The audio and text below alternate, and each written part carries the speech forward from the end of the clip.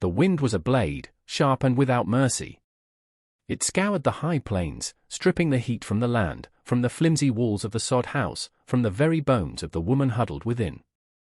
Ilara pressed her face against the rough-spun wool of her late husband's coat, but it held no warmth, only the ghost scent of him and the sharper odor of her own fear. The fire had died hours ago, the last of the peat sputtering into a cold, grey ash that offered no comfort. Outside, the world had vanished into a shrieking vortex of white. Snow did not fall, it attacked, driven horizontal by a gale that sounded like 1,000 keening souls. This land, she thought, did not want her. It had taken her William with a fever that burned through him in 3 short days. It had taken her hopes, one barren season after another, until the whispers in the settlement of promise turned from pity to judgment. And now, it was coming for her. The roof groaned under a weight it was never meant to bear. A fine dusting of snow sifted through the sod bricks, settling on her eyelashes. Despair was a cold, heavy stone in her belly, heavier than the hunger that had gnawed at her for 2 days. The doctor in promise, a man with callous hands and an even colder gaze, had pronounced his verdict a year ago. A barren womb, Mrs. Finch. Some women are just not meant for it. His words had sealed her fate, branding her as useless in a world where a woman's worth was measured in sons. William had been kind, but his disappointment was a quiet shadow that fell between them in the night. Now, there was only the storm. A sudden, violent crack echoed overhead, and the world tilted. With a sound like a great beast's sigh, the main roof beam splintered. A deluge of snow and sod crashed down, burying the small table, snuffing out the last vestiges of her meager life. Ilara scrambled back on instinct, her breath catching in a sob of pure terror. The storm was inside now, a living, breathing entity of ice and fury. There was nowhere to run. She was going to die here, alone, a forgotten footnote in a land that cared nothing for her name. He found her by the faintest smudge of smoke against the blinding snow. Nakona had been tracking a lean pronghorn for 2 days, his own supplies dwindling, when the blizzard descended with the fury of a vengeful spirit. He had taken shelter in a rocky overhang, his pony huddled close for warmth, and waited.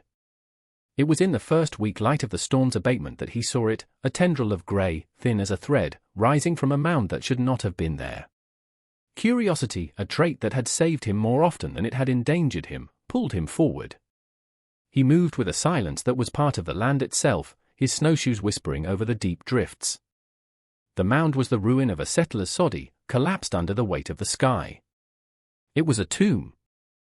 He almost turned away, the sight a familiar testament to the foolishness of those who tried to tame this place with square houses and fences.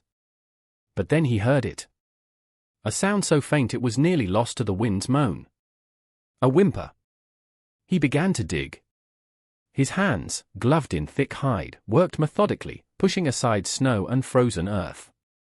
He followed the sound, a primal instinct guiding him toward the pocket of life buried beneath the wreckage. He uncovered a woman's head, her pale hair matted with dirt and ice, her face a stark, bluish white. Her eyes were closed, her lips cracked and bloodless. For a moment, he thought he was too late. He pressed 2 fingers to her neck, under the line of her jaw, and waited. A flutter. Faint, erratic, but there. A life, stubborn and small, still clinging on. He worked faster, his breath pluming in the frigid air. He uncovered her body, curled tight like a child's, wrapped in a man's oversized coat. She was light, fragile as a bird, when he lifted her from her grave. Her head lolled against his shoulder, a dead weight. He wrapped her in his own buffalo robe, cocooning her against the biting air, and began the slow, arduous journey back to his lodge, a stranger's life entrusted to his care. The prairie stretched out before them, an endless, unforgiving sea of white. Ilara surfaced from a deep, dark water, gasping for air that smelled of wood smoke, cedar, and something else, something wild and unfamiliar. Her first sensation was warmth. It was a profound, penetrating heat that seemed to seep into her very marrow, chasing out a cold so deep she had thought it was death itself. She was lying on a bed of soft furs, a heavy robe covering her. Her eyes fluttered open, struggling to focus. The light was dim, filtered through a translucent skin stretched over a domed framework of woven branches.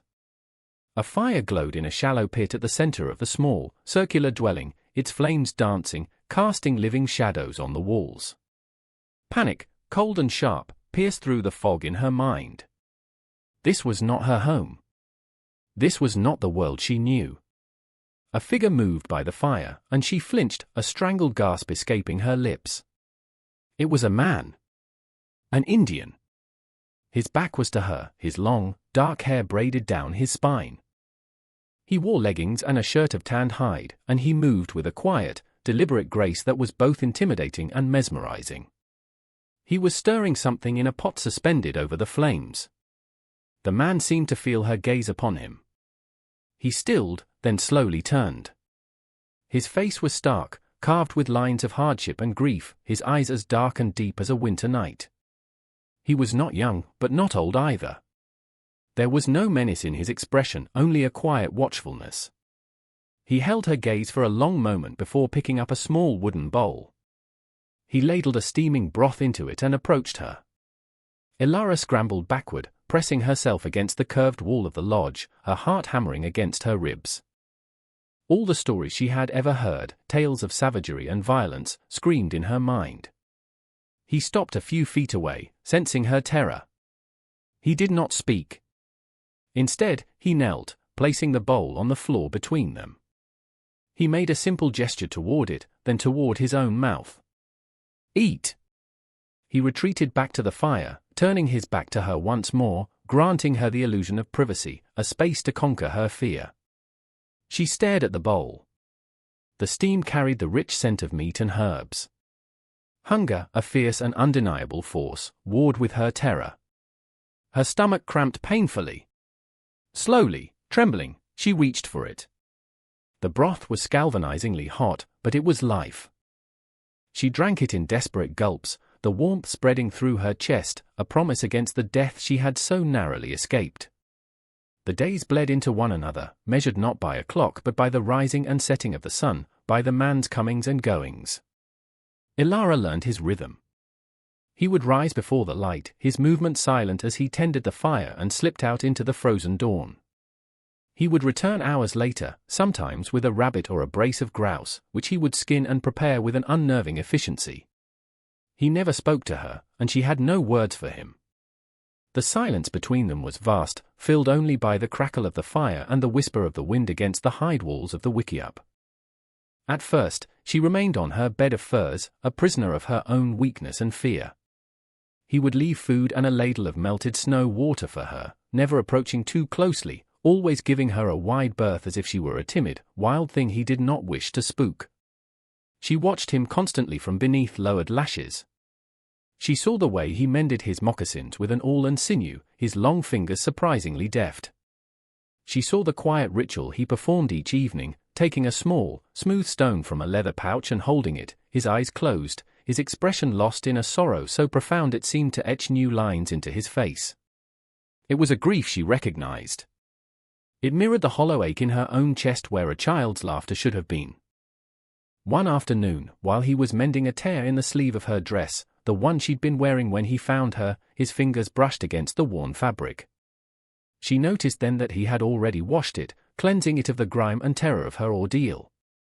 The simple, domestic act was so at odds with the fearsome image she had been taught to hold that it disarmed her completely. That evening, when he offered her a piece of roasted rabbit on a flat piece of bark, she did not flinch away. She met his eyes for the first time without terror. She saw not a savage, but a man. A man who was as solitary as she was. She gave him a small, hesitant nod of thanks. He held her gaze for a beat longer than usual, a flicker of something unreadable in his dark eyes, before he turned away. The silence remained, but its texture had changed. It was no longer empty. When Ilara could finally stand without the world tilting, a new kind of restlessness took hold. The helplessness of being cared for began to chafe, reminding her of her own perceived uselessness. She needed to do something, to contribute, to prove she was not merely a burden to be fed and sheltered. She watched him, Nakona. She had heard him murmur the name once in his sleep, and tried to learn the patterns of his life, searching for a place to fit. She started with the water skins. While he was out hunting, she saw they were nearly empty. Recalling where he fetched water from a break in the ice of a nearby creek, she bundled herself in the thick robes he had given her and ventured out. The cold was a physical shock, but the air was clean, and the simple act of moving, of having a purpose, felt like a resurrection. She filled the skins and hauled them back, her muscles protesting, but her spirit soaring. When he returned and saw the full water skins, he simply grunted, a sound low in his chest. But she saw the brief, almost imperceptible softening around his eyes. A few days later, she found the courage to approach him as he sat scraping a deer hide stretched on a frame. She pointed to the scraper, then to herself. He watched her for a long moment, his expression unreadable. She thought he would refuse. Instead, he handed her the tool and, with slow, deliberate gestures, showed her how to hold it, the correct angle to work the hide without tearing it. Her first attempts were clumsy, her arms aching with the unfamiliar strain. But she persisted, falling into the repetitive rhythm of the work. They sat for hours in the pale winter sunlight, working side by side in a comfortable silence. It was a new kind of language. A language of shared tasks, of mutual effort. The space between them, once a chasm of fear and suspicion, was slowly being bridged by these small, unspoken acts of cooperation. She was no longer just the white woman he had saved. He was no longer just the Indian who had rescued her. They were two people, surviving together in a vast and indifferent wilderness, their shared solitude a fragile bond that grew stronger with each passing day. One evening, as the shadows grew long and painted the snow outside in shades of violet and blue, Nakona did something different. After their silent meal, he did not immediately turn to a task.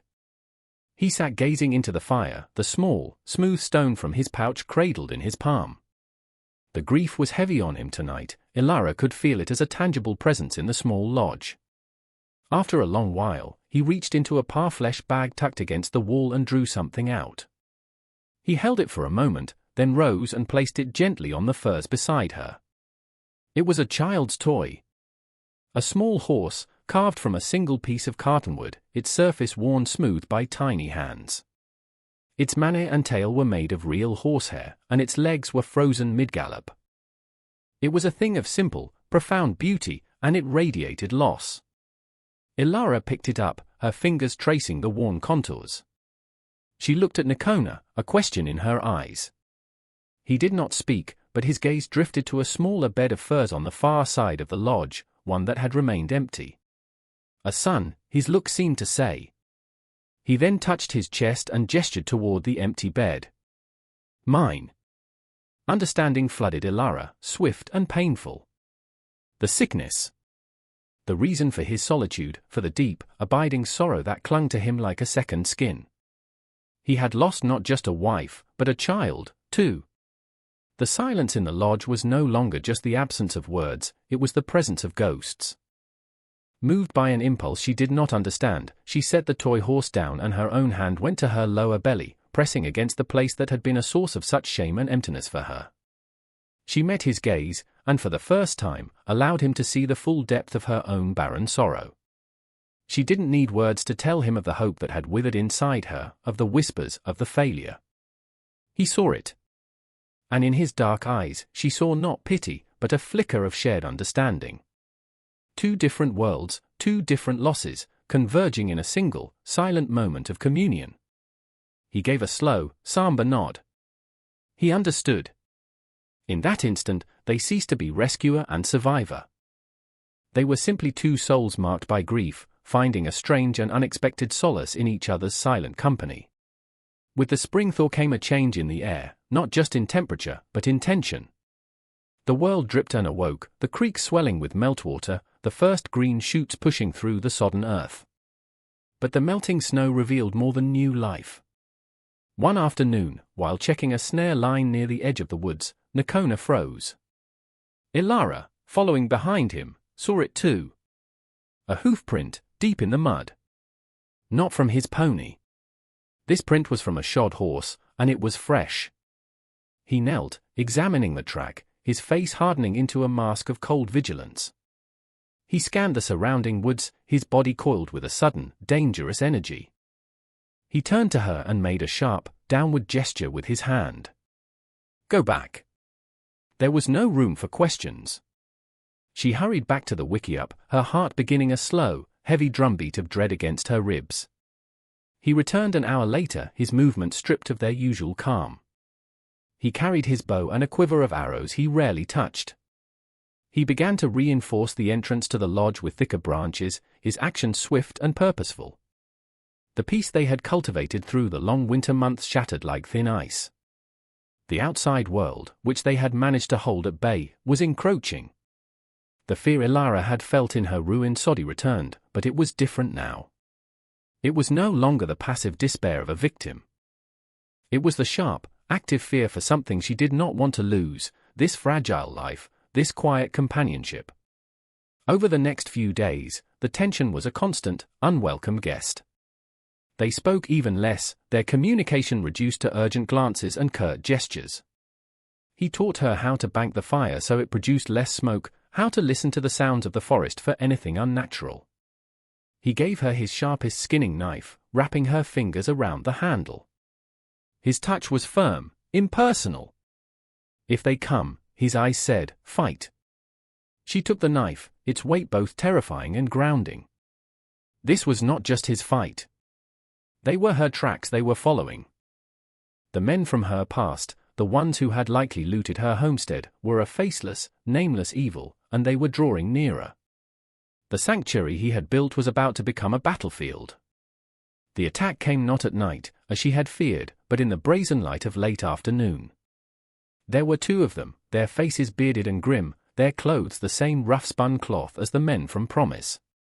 They rode out of the trees, rifles held loosely across their saddles, their eyes sweeping over the small clearing. Ilara's breath caught in her throat. She recognized one of them, Jed, a man whose gaze had always lingered on her with a greasy familiarity in the settlement's general store. They saw the wickiup and reined in, their expressions a mixture of surprise and cruel satisfaction. Nakona was already moving. He had melted into the trees at the first sound of their approach, a silent, lethal shadow. He loosed an arrow. It struck the first man's horse in the flank. The animal screamed and reared, throwing its rider to the ground. The second man, Jed, swore loudly and swung his rifle toward the trees, firing a wild shot that tore through the leaves. "Come on out, savage," he bellowed, his voice ugly and loud in the quiet clearing. "We know you got her." Ilara stood frozen in the entrance of the lodge, the knife clutched in her hand. Her mind screamed at her to run, to hide. But then she saw Nakona break from cover, drawing their fire, giving her a chance. He was risking his life for her. Something inside her snapped. The helpless woman who had frozen in the snow was gone. She darted back into the wickiup, her eyes landing on the fire pit. With trembling hands, she grabbed the pot of boiling water she'd set to heat for their evening meal. It was heavy, scalding. Heaving it with all her might, she ran back to the entrance just as Jed was advancing on foot, his attention on the woods where Nakona had disappeared. She did not scream or hesitate. She flung the contents of the pot with a desperate prayer. The boiling water hit Jed square in the face and chest. He shrieked, a high, agonized sound, dropping his rifle and clawing at his skin. The distraction was all Nakona needed. Another arrow flew, silent and true, and struck Jed in the shoulder. He staggered back, his shrieks turning to guttural sobs, and fled toward his remaining horse, scrambling into the saddle and galloping away into the wilderness, his wounded companion forgotten on the ground. Silence descended, thick and heavy, broken only by the groans of the man on the ground. Nakona emerged from the trees, his bow held loosely, his eyes fixed on the fallen outlaw. He walked to the man, who was clutching his leg, his face pale with pain and fear. There was no triumph in Nakona's expression, only a grim weariness. He looked at the man, then back at Ilara, who stood trembling by the wickiup, the empty pot still in her hands. He took the man's pistol and rifle, then gestured with his head toward the woods. "Leave!" The man, scrambling in the dirt, needed no further encouragement. He dragged himself away, disappearing into the undergrowth, his moans fading into the distance. The threat was gone. Ilara's strength deserted her all at once. Her knees buckled and she sank to the ground, the knife falling from her numb fingers. The adrenaline ebbed away, leaving behind a bone-deep tremor. Nakona came to her. He knelt in front of her, his presence a solid anchor in the swirling chaos of her emotions. He gently took her hands in his. They were red and raw from the heat of the pot. He examined them carefully, his touch surprisingly gentle. He looked up, his dark eyes searching her face. He saw the tears welling, tracking clean paths through the soot on her cheeks. He saw not fear, but the aftershock of a battle fought and won. She had not hidden. She had not cowered. She had fought. For him. For them. For this place. He lifted one of her hands and pressed the palm against his own cheek, a gesture of such profound, unexpected tenderness that it broke through the last of her defenses. A sob escaped her, a sound of relief, of terror, of a gratitude too deep for words. He did not pull away. He simply held her hand there, allowing her to feel the warmth of his skin, the solid reality of him. The final barrier between them, the one forged by race, by language, by a lifetime of prejudice, dissolved in that single, silent touch. In the quiet aftermath of violence, they found a new beginning, their partnership sealed not in vows, but in shed blood and courage. A new season settled over the land. Summer came, warm and generous, painting the plains in strokes of green and gold. The wickiup was no longer a temporary shelter but a home, its perimeter marked by a small, thriving garden of squash and beans that Ilara tended with patient hands. The rhythm of their life was quiet, established, and deeply comforting. The silences were no longer empty but filled with a rich, unspoken understanding. They moved around each other with the easy familiarity of a river flowing around a stone, each knowing the other's place, each respecting the other's space. He taught her the names of the stars in his own tongue, his voice a low rumble in the vast prairie night. She taught him a few words of her own, her voice soft as she pointed to the fire, the water, the sky. Fire. Water. Sky. He would repeat them slowly, the foreign sounds shaping themselves carefully on his tongue. One afternoon, while she was washing clothes in the creek, a wave of dizziness washed over her, so potent she had to brace herself against a willow tree. It passed, but it left a strange feeling behind. It had been happening more frequently of late, along with a deep, unfamiliar weariness. She thought little of it at first, attributing it to the summer heat. But then came the morning she awoke with a roiling nausea, the scent of the rabbit he was roasting over the fire sending her scrambling from the lodge, her stomach heaving. When she returned, pale and shaken, she found him watching her, his expression thoughtful, knowing. He said nothing, but that evening, he returned from the prairie with a handful of specific roots, which he boiled into a bitter tea. He handed it to her. "Drink." She did, and the sickness subsided. Days turned into weeks.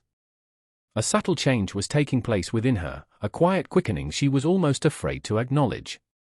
The doctor's words echoed in her memory. A barren womb. A curse. But this feeling, it was not a curse. It was a secret, budding life. She stood at the edge of the clearing, watching the sun set, her hand resting protectively over her lower abdomen. She felt a flicker, faint as a butterfly's wing. It was real. It was true. Nakona came to stand beside her, his presence a silent comfort. He did not look at her belly, but at her face, which was transformed by a look of radiant, disbelieving awe. The land that had tried to bury her, the solitude that had nearly broken her, had instead given her the one thing she had been told she could never have. Life. A family. A future she could never have imagined, born from the ashes of a forgotten past.